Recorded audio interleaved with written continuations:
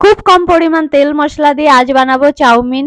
চাউমিনটা সেদ্ধ করে নিয়েছি, মাংসটা আগের থেকে আমি ভিনিগারে ভিজিয়ে রেখেছিলাম, তারপর ভালো করে ধুয়ে লবণ, হলুদ, রসুন বাটা দিয়ে ভালো করে মাখিয়ে নিয়েছি। মাংসটা ভেজে উঠিয়ে নিয়ে এবার চাউমিনে ফোড়নের জন্য কড়াইয়ে সর্ষের তেল, রসুন কুচি, পেঁয়াজ কুচি, কাঁচা লঙ্কা কুচি, টমেটো, লবণ দিয়ে ভালো করে ভেজে নেব। তারপর চাউমিনগুলো ঠান্ডা করে নিয়েছি, ভালো করে জলে ধুয়ে এবার দিয়ে দিব, দিয়ে ভালো করে মিশিয়ে নিব। তারপর দিয়ে দিব এক এক করে সসগুলো। প্রথমে মাংস ভাজিটা দিয়ে দিব, তারপর দিয়ে দিব আমি এটা সসটা বানিয়েছি টমেটো সস যেটা বাড়িতে, আর সঙ্গে দিব সয়া সস, দিয়ে ভালো করে মিশিয়ে নিব।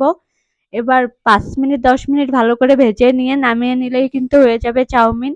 এভাবে বাড়িতে চাউমিন বানিয়ে খেতে কিন্তু খুবই ভালো লাগে, খুবই কম তেল মশলা দিয়ে, আর খেতেও কিন্তু বেশ টেস্টি হয়। এরকম নয় যে খেতে ভালো হয় না, খেতে খুবই টেস্টি হয়। আর আজকে কিন্তু বেশি সবজি দেইনি, একদম